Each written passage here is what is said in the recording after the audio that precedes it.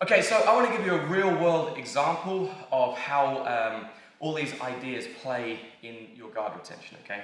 So Ash is going to be stood up, okay? He's going to enter into a Toreando, hip and knee Toreando, super basic, hand on the hip, hand on the knee, steps through. From here he's looking at driving his hip through, sliding into position.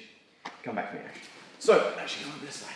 When we're here, when Ash goes to this position, the first thing I do as he starts to step in is I hide that space. Okay, he's trying to get his knee to the ground here to drive through. Okay, I want to avoid that as best as I can, so I hide that space and make it even harder by using my arm here as well. So when Ash steps in, like there's he's never going to get to where he wants to go. Okay. The other thing that I do as Ash steps in here, he comes in. I weave this leg into a reverse De La Riva hook. So we're on this side here. Okay. So my foot is gripping onto his thigh. I'm holding this tight, and my other hip is in as well. Okay. This allows me to start controlling his hip. I can move him around now. It gives me better control than just having him rest on my shin. From here, we started with the hip and knee position. Ash will always be in that. He'll grab my knee as well. Here, I can start adjusting my grip. So I'll grab a sleeve grip. I'll grab a cross collar grip.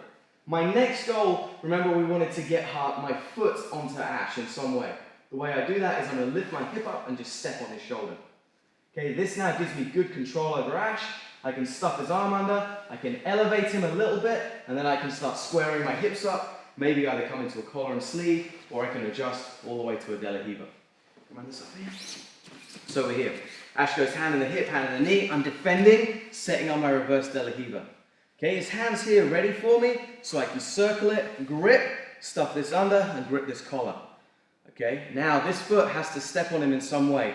Okay, I can use my fist if I need to. Remember, this is staying wide, so I'm not bringing my knee too tight to him, but I drop it up over the top. It might look like it requires a lot of flexibility, but really what I'm using is my hip. I'm lifting my hip up, bringing it up and just stepping it into this position. Okay, I control. Now, we have like 3 points of a table. There's one over there, there's one on Ash's leg, and there's one that's me. I'm going to drive Ash to that 4th point over there. That'll make him lose his balance really effectively. I unwind, I step on his hip. From here I can square up, come to reverse De La Riva, De La Riva, go to wherever I want. So a little bit faster, it looks like this. One more time, right into. Here, I shut the space, grip, step, elevate, recover. Okay, or recover, or go to wherever I like. Okay, so all of that movement is just following the same lines. Okay, I shut down that space. I'm keeping my knees wide the whole time.